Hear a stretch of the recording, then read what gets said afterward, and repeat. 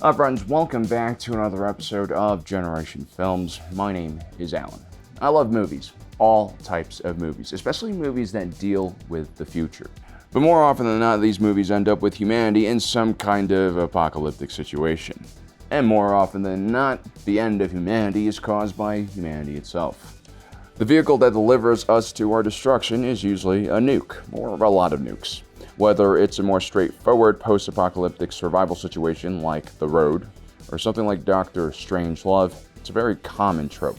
But the reality is the usage of nuclear weapons is a lot more complicated than what is portrayed in films. And although nukes will continue to exist for some time, their usage in actual warfare is quite unlikely. Today we'll explain why nuclear weapons are a thing of the past.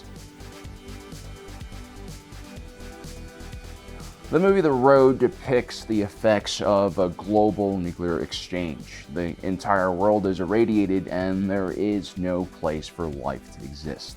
The biggest fear is not the radiation though, or another attack, but starvation that has caused the society to devolve into cannibalism.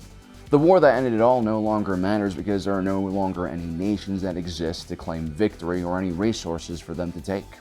This form of warfare is known as a war of annihilation, and ultimately it serves absolutely no purpose. This type of war would see the complete destruction of all of our resources, population centers, and infrastructure.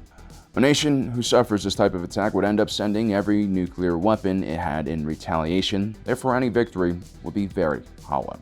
This form of warfare, of course, is known as mutually assured destruction, or MAD, and luckily no nation on Earth sees it as a viable strategy. The reality of a theoretical nuclear exchange is very complex, but the primary objective would be to win a battle and cripple a nation's ability to wage war. The destruction of population centers is just not an objective because it eliminates any incentives for peace. If anything, in the long run, it can make victory even more difficult.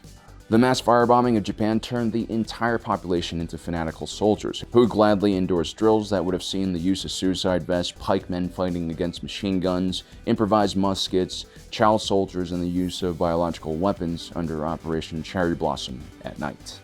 Of course, the dropping of the 2 atomic bombs on Hiroshima and Nagasaki did force Imperial Japan to surrender, but that was because they had no nuclear weapons of their own. The Germans in cities like Berlin, Dresden, Hamburg, after having been bombed constantly from 1942 onwards, all showed fierce resistance even in the last days of the war. The movie Doctor Strangelove further demonstrates the absurdity of MAD as an insane Air Force commander ends the world due to a conspiracy over fluoride in water. And the apocalypse is caused by what else but a Texan riding a hydrogen bomb into the Soviet Union that triggers a doomsday device. The movie also illustrates the general fear of nuclear weapons that became so important to pop culture that the Bikini was named after the Bikini Atoll, the site of the American nuclear bomb tests under Operation Crossroads. The reason was, quote, that it would cause as much excitement as the blast, and if the world were to end, why not die in style? That's what the designer of the Bikini later wrote. The movie further parodies the ineffective civil defense of the United States that was all but symbolic to protect the population from a major nuclear weapon. As strange as it sounds, most Western governments agreed with this assessment. And following the Cuban Missile Crisis, several national governments agreed that they could no longer protect their public from a major nuclear war and agreed to avoid warning the general populace until 20 minutes before first nuclear strike. The progressive decline in the size of nuclear weapons, along with the invention of the hydrogen bomb, basically made any civilian-made bomb shelter useless, especially if they were in the blast radius. The obsession with mirroring the capabilities of the enemy to the point of hilarity is also shown in Doctor Strangelove with the Doom Machine Gap. This is another strange concept that the movie almost gets right. So the question is, why do we keep producing nuclear weapons when it's clear that no nation really has the ability to use them? To answer that question, we have to ask, why were nukes made in the first place? Nuclear weapons were made to address 4 different problems. Number 1, the ability to destroy a target with one shot where accuracy is all but impossible. Number 2, to take the war to the enemy when distance makes multiple strikes unlikely. Number 3, to massively cut costs without eliminating the destructive power of a nation, as large standing armies are very expensive. Number 4, to win a war against an enemy that will always outnumber you. Up until the late 1980s, the idea of precision bombing was pretty much not a thing. World War II oftentimes saw hundreds of bombers attempting to hit a small target, with just 5% of the bombs or less hitting their targets. During this time period, dropping your munitions within 1 mile of the target was considered accurate. In certain raids, that distance grew to 4 miles. The goal in World War II wasn't to destroy a city, but to hit a factory district, a harbor, a water refinery, railway hub, transportation networks, and communication centers. But the lack of accuracy just made the city the target instead. In the earlier years of the Cold War, the strategy remained unchanged. Instead of having mass streams of bombers, now you had dozens of nuclear bombers, with the goal of just 1 or 2 reaching its final target. The problem was also the distance nations had to overcome, as battlefields now went across entire continents. Many Cold War planes, like the Canadian CF-104, based out of West Germany, did not even have the range to return home. Pilots were basically expected to fight to the death after dropping their nukes. Which honestly is one of the most Canadian things I've ever heard. Don't sleep on our northern brothers in the armed forces, they are completely ruthless. For a nation to have hope of victory, they needed a guarantee that even one bomber would be able to destroy that target, and a nuke was the only way to guarantee that. Earlier designs of intercontinental ballistic missiles also had terrible accuracy. These ICBMs also needed to travel thousands of miles, further increasing the difficulty of an accurate strike. The cost of maintaining a military that could conventionally win a war during the Cold War period also became crippling in the 1950s. The rapid increase in cost of tanks and jet-powered planes quickly increased the cost of fielding a modern military force. Plus, a single hydrogen bomb could do the same damage as thousands of men who needed to be trained, fed, and equipped. Which leads to the last reason nuclear bombs were created, the manpower equalizer. The Soviet military outnumbered NATO by a ratio of 5 to 1 during the Cold War. The US and our allies did not want to spend the insane cost of maintaining a wartime army in peacetime. The United States and later the Soviets instead developed low-yield nuclear weapons, often called tactical nukes, to destroy infantry and tank units. Today, the combat benefits of tactical nuclear weapons have been all but eliminated. The movie 12 Strong and Generation Kill demonstrates the benefits of air power in a modern conflict. If air superiority can be achieved, then there is no need for tactical nuclear weapons, as bombers can destroy tanks without a sweat. So can Chris Hemsworth and a bunch of Afghans on horseback. No, seriously, it's based loosely on a true story.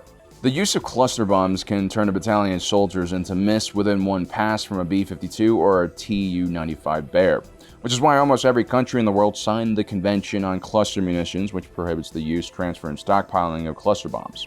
Well, almost everyone. Russia, China, and the United States didn't, but those are only 3 countries. What's the worst that could happen? The movie 12 Strong further depicts the damage that just a few combat controllers could achieve, crippling the Taliban military within weeks with precision airstrikes. The use of thermobaric bombs that suck the air out of a room while superheating it up to 2,000 degrees has further eliminated the need of tactical nuclear weapons. The dropping of just one of these munitions on a cave system or a bunker can incinerate everyone inside at around 1% the cost of a tactical nuclear weapon. The Moab, or mother of all bombs, is another one of these weapons that has comparable lethality to tactical nukes, minus all the radiation and cost. And so nuclear weapons don't really fit into the modern arsenal. They're kind of an outdated concept. Another factor is that the end of the Cold War saw the development of all sorts of new weapons that could cripple a nation without using a nuke. Cruise missiles targeting infrastructure and key locations like nuclear power plants could completely cripple a country's ability to fight back. Then you have more theoretical ideas like deploying tungsten rods from orbit, which could level cities without any radiation. The arrival of the digital age further created a new battlefield on the internet. A good hacker can destroy a power plant, cause trains to crash, cripple port facilities, or destroy an economy. Add in some hypersonic missiles, drones, automated weapons platforms, and it becomes very clear that tactical nukes are not necessary to win a war. And you'll also probably create less casualties in the situation as well. The cruel reality is a big death toll is another reason why nukes are bad if you are trying to win a war. And that's because a person who is alive takes a lot of resources. We kind of see this happen in The Expanse during the Battle of Ganymede. Although the battle wasn't very bloody, the impact it had on Ganymede's food production was catastrophic. Ganymede was one of the solar system's largest food producers, and with its destruction, Mars faced the possibility of famines. And famine has proven time and time again to be as deadly as any war. Most modern military strategies are designed to inflict the maximum amount of injury to an enemy without actually killing them. This is why usually infrastructure is targeted, because it forces the state to divert resources from the front to help their civilian population. People who are deceased, as cold as it sounds, do not need water, medical care, food, or power. Therefore, destroying a city and its inhabitants in most wars is oftentimes counterproductive. So after saying all of this, why do nukes still exist? Well, nukes exist currently as a last resort weapon to prevent a nation from being conquered. The Expanse understands this best. When Earth attacks the MCR and space equivalent of a SLBM submarine, the Martian ship fires a nuclear missile right before it's destroyed. The ship most likely is acting on standing orders to fire back if fired upon. The result is sobering, a loss of 2 million lives on Earth. Although this show takes place in space, it's actually quite similar to what would happen if there was a theoretical nuclear exchange here on Earth.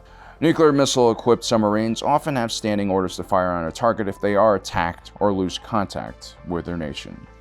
And so there you have it, guys. That is our breakdown on why nuclear weapons are becoming more and more obsolete. Just because all of these movies showcase a post-apocalyptic Earth caused by a nuclear holocaust doesn't necessarily mean it's gonna happen. A special thanks again to Blair and Maddock, one of our writers, for helping us deliver this very awesome video to you guys. Don't forget to subscribe and hit that notification button down below so you don't miss out on the rest of our awesome content.